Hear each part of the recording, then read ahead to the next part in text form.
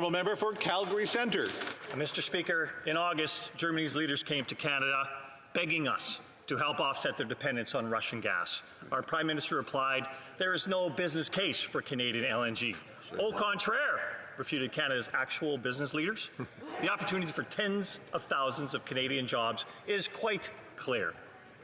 With the world demanding Canadian energy, why is this Prime Minister berating Canada's clear opportunity? Great. The Honourable Parliamentary Secretary.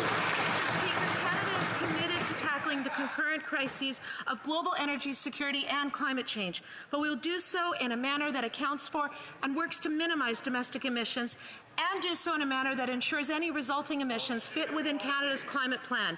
LNG is one of the tools in our toolbox, and our government is committed to supporting the development of the LNG sector. Thank you, Mr. Speaker. The Honourable Member for Calgary Centre. Well, that doesn't seem quite true. Coal experts from Russia have reached peak levels. China has also reached peak levels and gone up 300 million tons of coal production this year. Europe is cranking up coal plants. Why?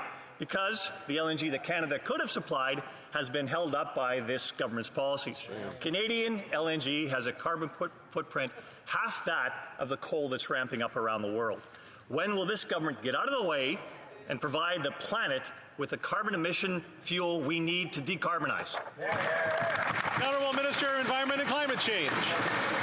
Mr. Speaker, I find it a bit rich to hear the member opposite talk about foreign oil imports. There was twice as more foreign oil imports under their leadership than today. So when they say they have the back of energy workers, the question is, which energy workers, Mr. Speaker? Saudi Arabia energy workers, Russian energy workers, or Canadian energy workers? Because under our leadership, oil exports have gone down by 50%, Mr. Speaker, and imports in investment in renewable energy and clean technologies have doubled since 2015.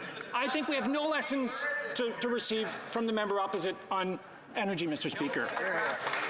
The Honourable Member for Battle River Crowfoot.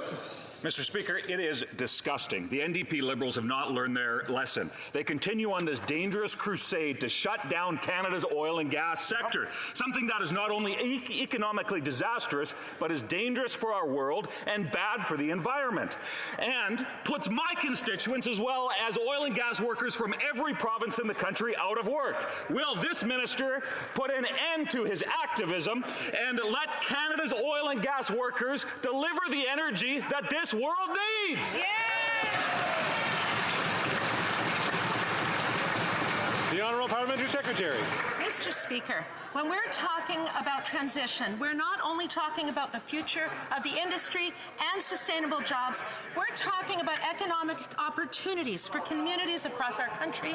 Those enormous economic opportunities will be enabled through the transition to a low-carbon future.